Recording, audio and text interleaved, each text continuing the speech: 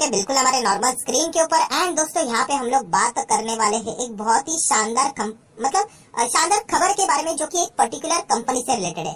पर दोस्तों ये एक इंडिकेशन हम लोग को दे रहा है कि एक अभी जो एक सेक्टर तो देखा गया। सेक्टर मतलब क्या, अल्टीमेटली बिजनेस को ही सेक्टर बोला जाता है। सो एक ऐसा बिजनेस, एक ऐसा सेक्टर जो कि कई सालों से यहाँ पे स्टॉक मार्केट में था ही, काम भी कर रहा था, बट अभी हम लोग कह सकते हैं आने वाले समय में ये पर्टिकुलर सेक्टर में, इन पर्टिकुलर बिजनेसेस में एक नया रिवॉल्यूशन यहाँ पे आ सकता है। मतलब जबरदस्त आप लोगों को परफॉर्मेंस देखने को मिल सकता है। मैंने बहुत बार आप लोगों को सिखाया है, जैसे कि अगर हम लोग यहाँ पे कुछ एग्जांपल देना चाहूंगा, उसके बाद हम लोग मेन कौन सा सेक्टर है उसके ऊपर आना चाहेंगे। जैसे कि एग्जाम्पल देना चाहूंगा, इलेक्ट्रिक व्हीकल सुना होगा, रिन्यूएबल एनर्जी आप लोगों ने सुना होगा, राइट। इससे रिलेटेड काम करने वाली कंपनियों का चार्ट पैटर्न देखिए, बिल्कुल ऐसा रहता था, पर 2020 के बाद ऐसे रॉकेट बन गया। क्यों? क्योंकि कुछ तो बदलाव हुआ। सो वैसे ही हम लोग को एक पर्टिकुलर सेक्टर में एक बदलाव होते हुए देखने को मिल रहा है। एंड वो है दोस्तों, आप सभी लोगों को पता है, लॉजिस्टिक सेक्टर।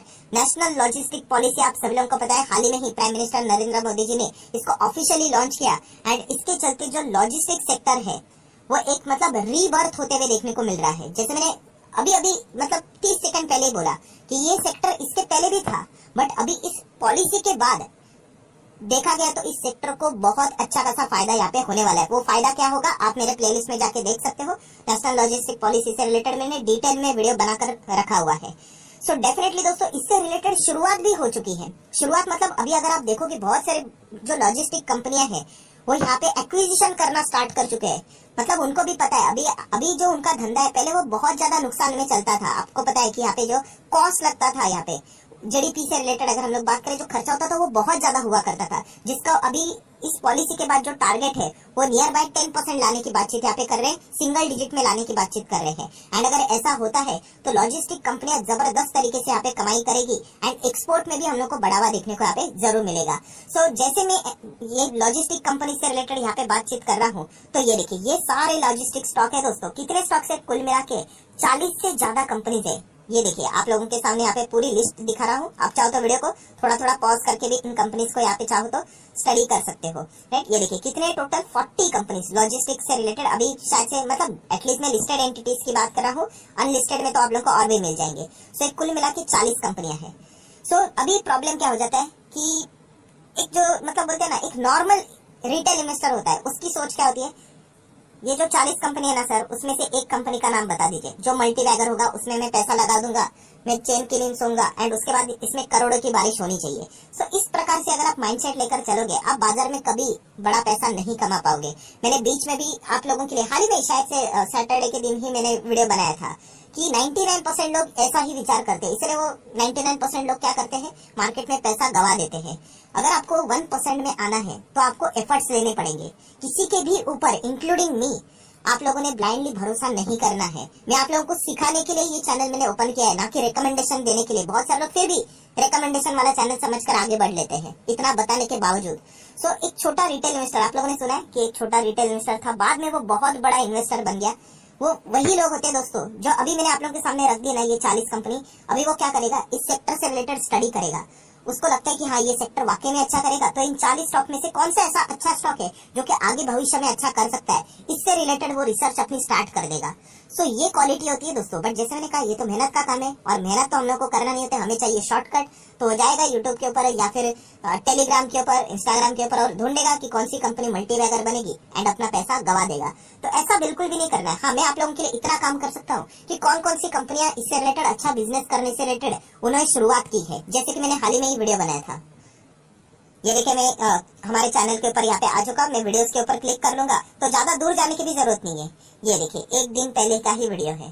सो इस वीडियो को अगर आप चाहो तो स्टडी कर सकते हैं। यहाँ पे मैंने जो बोलते हैं ना, माइक्रो कैप कंपनीज रहती है, उससे रिलेटेड, लॉजिस्टिक से रिलेटेड काम करने वाली, तो आप चाहो तो इस वीडियो को स्टडी करना। लिंक में ऊपर आई बटन पे दे देता हूँ। इस वीडियो के बाद जरूर इसको कंसिडर करना। रिकमेंडेशन ही है, बट स्टडी कीजिए। एंड इतना लंबा वीडियो क्यों है, क्योंकि उसके पीछे कुछ लॉजिक भी मैंने प्लेस किया है। सो वो सारी चीजें हम लोगों ने स्टडी यहाँ पे करनी होती है।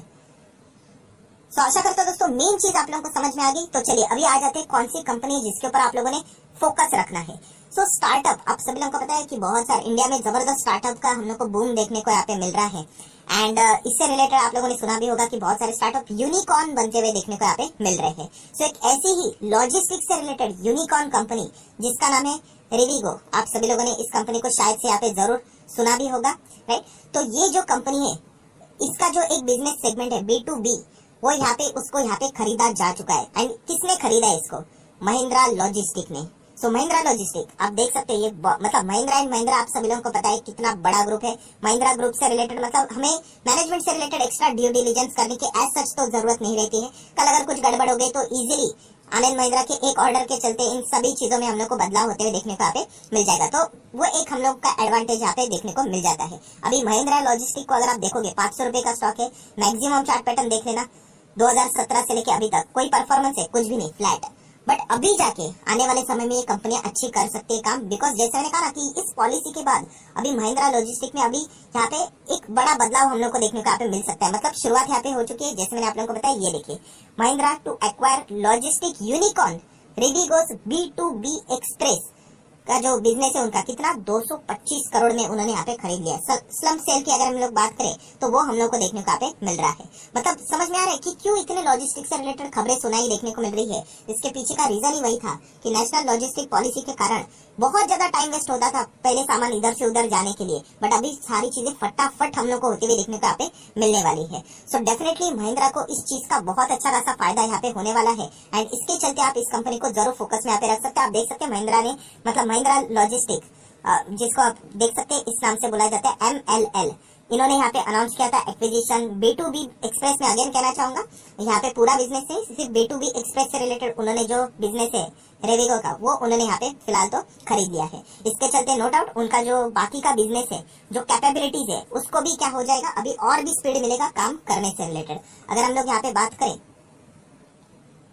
तो महिंद्रा ने यहाँ पे बताया कि क्यों इन्होंने इन्हीं का B2B मतलब एक्सप्रेस वाला बिजनेस खरीदा है। क्योंकि दोस्तों ये जितने भी स्टार्टअप वाली कंपनी है ना, ये पुरानी कंपनी से एक चीज में सबसे आगे है, वो है टेक्नोलॉजी। एंड इसी के चलते इन टेक्नोलॉजी का डायरेक्टली अभी रेडीमेड है ना, इनके पास पैसा है तो वो सीधा यहाँ पे क्या कर लेते हैं, इन चीजों को यहाँ पे खरीदते ही जा रहे हैं। तो इसके चलते इनका टाइम भी बच जाता है और एक्स्ट्रा पैसा भी बच जाता है। सो दोस्तों आप देख सकते हैं महिंद्रा ने जिस कंपनी को खरीदा है, मतलब इसके चलते उनका मतलब रीच देखिए कितना सारा है। जैसे कि अगर हम लोग बात करें तो उनका जो नेटवर्क की अगर हम लोग बात करें तो आप देख सकते हैं समवेयर अराउंड 19,000 पिन कोड्स उनके पास हम लोग को देखने को मिल रहा है। लगभग 250 के करीब प्रोसेसिंग सेंटर एंड ब्रांचेस देखने को यहाँ पे मिल रहा है। रेविको की मैं बात कर रहा हूँ। एंड उसी के साथ साथ यहाँ पे अगर आप देखोगे 1.5 मिलियन स्क्वायर फीट की जगह भी देखने को यहाँ पे मिल रही है। इतनी बड़ी जगह अभी एक कम्प्लीटली कौन इस्तेमाल यहाँ पे करने वाला है? यस, महिंद्रा लॉजिस्टिक हम लोग को वेयर हाउस से रिलेटेड ये सारी चीजें देखने को मिल रही है। तो बहुत अच्छा खासा फायदा महिंद्रा को आने वाले समय में हम लोग को देखने को यहाँ पे मिलने वाला है। सो दोस्तों जैसे मैंने कहा कि ये जो कंपनी हम लोग को देखने को मिल रही थी महिंद्रा लॉजिस्टिक, ये इसके पहले भी थी, राइट। बट अभी यहाँ पे हम लोग को बिजनेस बढ़ते हुए देखने को मिलेगा। एंड इसके चलते महिंद्रा क्या टारगेट लेके चल रहा है वो भी मैं अभी आप लोगों को यहाँ पे बताना चाहूंगा। बट उससे पहले बैलेंस शीट देख लेते हैं। बैलेंस शीट आप देख सकते हैं 473 करोड़। थोड़ा सा मैं रिफ्रेश कर लेता हूँ तो आप लोगों को प्रॉपरली ये देखिए 473, देन उसके बाद 493 था, अभी 500 करोड़ आप देख सकते हैं रिजर्व एंड सरप्लस देखने को मिल रहा है। अच्छी बात यह है कि महिंद्रा लॉजिस्टिक यहाँ पे डेट फ्री कंपनी है। लॉन्ग टर्म शॉर्ट टर्म 1 रुपए का भी कर्जा देखने को नहीं मिल रहा है, तो एक एडवांटेज वाली बात हम लोग को देखने को यहाँ पे मिल रही है। एंड कैश की बात करें, कैश एंड कैश इक्विवेलेंट, सो आप देख सकते हैं समवेयर अराउंड 130 करोड़ का कैश भी है इस कंपनी के पास। सो महिंद्रा ग्रुप बहुत ही बड़ा रिच ग्रुप है, आप सभी लोगों को यहाँ पे पता है। एंड ये जो कंपनी मैंने अभी आप लोगों के सामने स्टडी करने के लिए दी है, वो भी देखा गया तो एक स्मॉल कैप कंपनी है, राइट। तो स्मॉल कैप मतलब क्या, इसमें रिस्क बहुत ज्यादा रहेगा। ये चीज आप लोगों को पता है यहाँ पे होनी चाहिए। अभी लोग ब्लाइंडली जाके निवेश कर लेंगे, कल जाके एक स्टॉक 15-20% नीचे आ गया तो परेशान हो जाएंगे।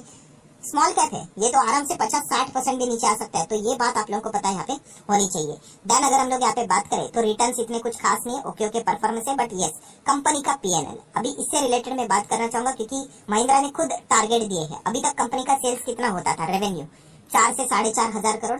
सो उन्होंने टारगेट दिया बाय द एंड ऑफ 2026, मतलब 4 साल के बाद ये इसको 10,000 करोड़ तक लेके जाने वाले हैं। रेवेन्यू की बात करें तो सो मतलब हम कह सकते हैं डबल से भी ज्यादा।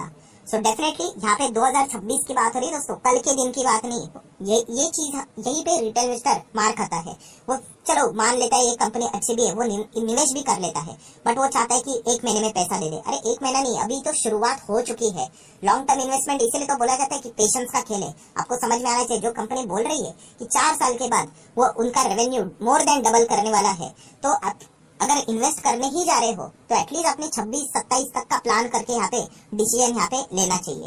राइट, फटाफट पैसा बनता तो हर कोई कमा लेता। एंड अभी तक की अगर हम लोग बात करें डेटा की, तो 2020 में 158, देन 135, 198, 200 करोड़ के आसपास का ऑपरेटिंग प्रॉफिट हम लोग को फिलहाल तो देखने को मिल रहा है। सो अभी तक का बिजनेस भी देखा गया तो ओके टाइप का बिजनेस हम लोग को देखने को मिल चुका है। अभी महिंद्रा ग्रुप वाली कंपनियां भी सेम टाटा जैसे ही रहता है, इनका भी शेयर होल्डिंग पैटर्न मतलब मैक्स टू मैक्स प्रमोटर के पास ही रहेगा। 58% प्रमोटर है, फॉरेन इन्वेस्टर भी 20% है, डीआईएस भी 13.5% है, एंड पब्लिक की भी बात करें तो 8.25% की होल्डिंग के साथ यहाँ पे ये कंपनी वर्क करते हुए देखने को मिल रही है।